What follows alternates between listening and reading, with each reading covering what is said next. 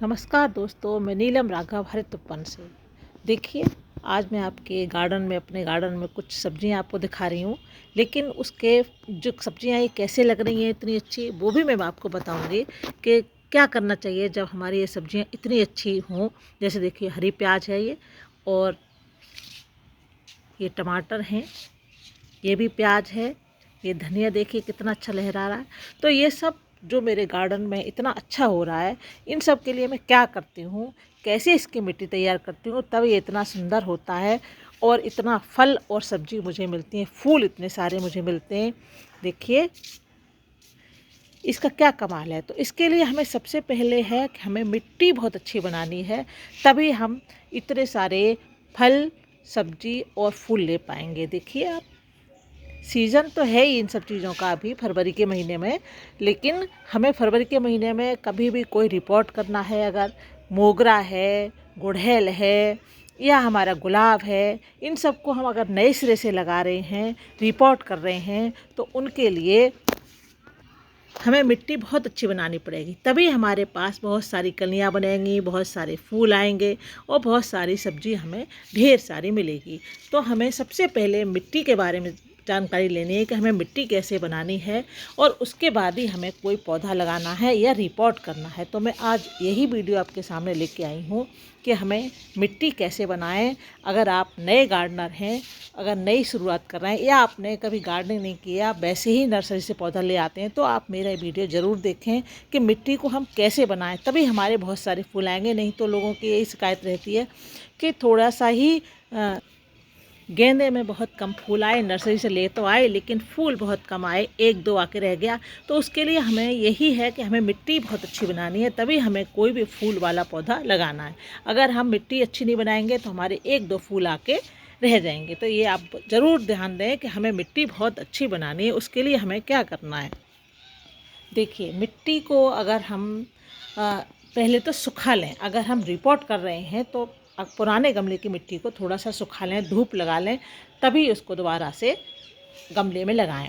और हमें क्या करना है, हमें या तो वर्मी कंपोस्ट हो या फिर गोबर की खाद हो, दोनों में से कोई भी एक आप ले सकते हैं। गोबर की खाद बहुत सस्ती मिल जाती है, मात्र 50 रुपये में या 100 रुपये में। अगर आपके पास में कहीं कोई दूध डेयरी है तो भैंसों का गोबर या गाय का गोबर आपको मिल जाएगा। तो 50 रुपये में एक बोरी भर देते हैं। तो मेरे पास तो बहुत सारे पौधे हैं, तो वर्मी कंपोस्ट तो बहुत महंगी पड़ जाती है, तो मैं तो गोबर की खाद का ही यूज़ करती हूँ।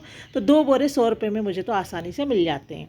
तो सबसे पहले गोबर की खाद, जिसमें सारे पोषक तत्व होते हैं, वो आपको मिलानी है। चाहे आपके पहले से पुरानी मिट्टी है, चाहे आप नई मिट्टी बना रहे हैं तो आप 50% मिला दें।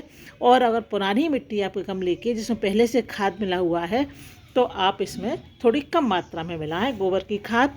और साथ में आपको मिलानी है इसमें ये सारी चीज़ें, तभी आपकी जो मिट्टी है बहुत अच्छी बनेगी, रिचार्ज होगी, और फिर आपके बहुत सारे फूल आएंगे और फल भी बहुत सारे लगेंगे और सब्जियां भी बहुत सारी लगेंगी। तो इसमें मैं क्या क्या और मैंने डाला है, तो आप ये ज़रूर ध्यान से देखें कि मैं और क्या क्या मैं गोबर की खाद के अलावा इसमें मिला रही हूँ। देखो, ये सर्दियों में राख मैंने इकट्ठी कर ली थी, तो राख ले लिया मैंने।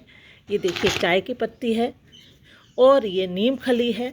तो नीम खली ज़रूर डालें, बहुत ज़रूरी होती है नीम खली। चाय की पत्ती मैंने स्टोर कर लिया, तो ये भी मैं डाल रही हूँ इसमें।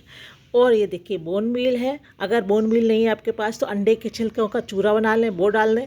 ये पोटास है, ये भी मैं मार्केट से ले आई हूँ। अगर आपके पास पोटास नहीं तो केले के छिलकों का चूरा बना लें, तो वो भी पोटास का काम, उसमें पोटेशियम बहुत होता है। और ये है आप हमारा सरसों खली। तो इस सरसों खली भी बहुत आसानी से उपलब्ध हो जाती है, कहीं से भी ला सकते हैं। पाउडर, सरसों केक लेके आ जाओ, पाउडर बना लें, पाउडर बना के ही इसमें डालें। तो ये सारी चीज़ हैं। और एक मैं अभी ये लेके आई हूँ सीविड, तो आप इसको भी डाल सकते हैं। मैं इसको अभी नहीं डालूँगी इसमें, ये पाउडर फॉर्म में भी आता है और ऐसे भी आता है। तो जैसे मैं इसको पौधों में डालती हूँ तो 4-4 5 एक चम्मच एक पौधे में वैसे ऊपर से डाल देती हूँ। तो अभी मैं इसमें नहीं डालने वाली, लेकिन आप इसमें डाल सकते हैं साथ में। और कोई भी फंगीसाइड ज़रूर डालें, या तो हल्दी पाउडर डालें इसमें, या फिर ये साफ नाम का फंगीसाइड मैंने भर के बोतल में रख लिया है, तो ये डाल सकते हैं। जिससे अगर मिट्टी में फंगस होगी पहले से, तो वो फंगस ख़त्म हो जाएगी। तो आप ये सारी चीज़ें मैं इसमें मिलाने वाली हूँ। देखिए ये सारी चीज़ें मैंने इसमें डाल दी हैं और ये गोबर भी मैं इसमें मिला दूँगी। तो ये मिट्टी हमारी इतनी अच्छी बन जाएगी कि हम इसमें कोई भी पौधा लगाएंगे तो ये बहुत अच्छे फूल देगा, हमें बहुत ज़्यादा सब्जी देगा। हमें बार बार फिर इसमें कोई भी फर्टिलाइज़र लगाने की आवश्यकता नहीं होती है कि हम बार बार हर 10 दिन में लगाएं। लेकिन जब पौधा ग्रोथ करने लगे, उसमें फूल आने लगे, स्टार्टिंग में तो हम ऐसे ही लगाएंगे, लेकिन जब उसमें फूल आने लगे तब हम कोई भी फर्टिलाइज़र उसमें दे सकते हैं। हर 10 दिन में, चाहे वो लिक्विड फॉर्म में दें या फिर ठोस फॉर्म में दें, कोई भी हम फर्टिलाइज़र उसमें ज़रूर लगाएं। लेकिन सबसे पहले हमें मिट्टी का ही ध्यान रखना है कि मिट्टी हमें कैसे बनानी है। क्यों क्या होता है, कभी कभी लोग मिट्टी ऐसे ही कहीं से लेके आ गए और पूरे गमले को भर दिया, तो ऐसे बिल्कुल नहीं। अगर आप अपना वो पौधा लगाएं, आपका पौधा बेकार हो जाएगा, बिल्कुल ग्रोथ उसकी रुक जाएगी, क्योंकि मिट्टी में उसकी जड़ें बिल्कुल बढ़ेंगी ही नहीं।